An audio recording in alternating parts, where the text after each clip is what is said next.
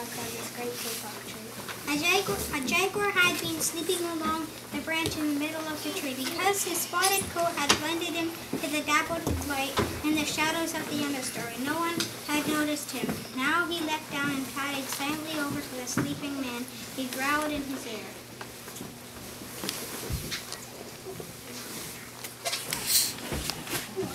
Senor, the kapok tree is home to many different birds and animals. If you cut it down, where will I find my dinner? Two tree porcupines swung down from branch to branch and whispered to the man.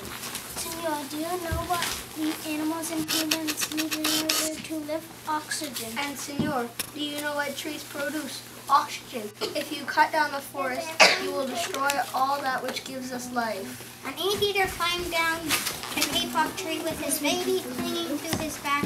The unstriped anteater said to the sleeping man, Senor, you are chopping down this tree, not thought for the future, and surely it depends upon what you do today.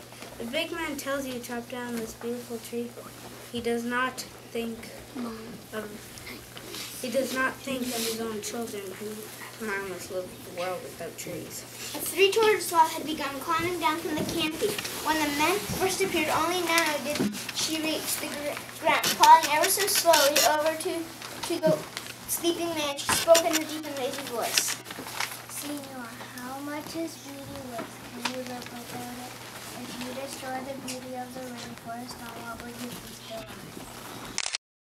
The tribe who lived in the rainforest walked over to the sleeping man. He murmured in his ear, Senor, when you awake, please look upon us all with new eyes. The man awoke with a start. Before him stood the rainforest tribe, and all around him staring were the creatures who depended upon the great kapok tree. What wondrous and rare animals they were. The man looked about and saw the sun streaming through the canopy. Spots of the bright light glowed like jewels. Amidst the dark green forest, strange and beautiful plants seemed to dangle in the air. Suspended from the great kapok tree, the man smelled the fragrant perfume of their flowers. He felt the steamy mist rising from the forest floor, but he heard no sounds, for the creatures were strangely silent. The man stood and picked up his axe.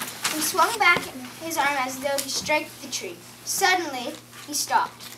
He turned and looked at the animals and child. He hesitated, then he dropped the axe and walked out of the rainforest.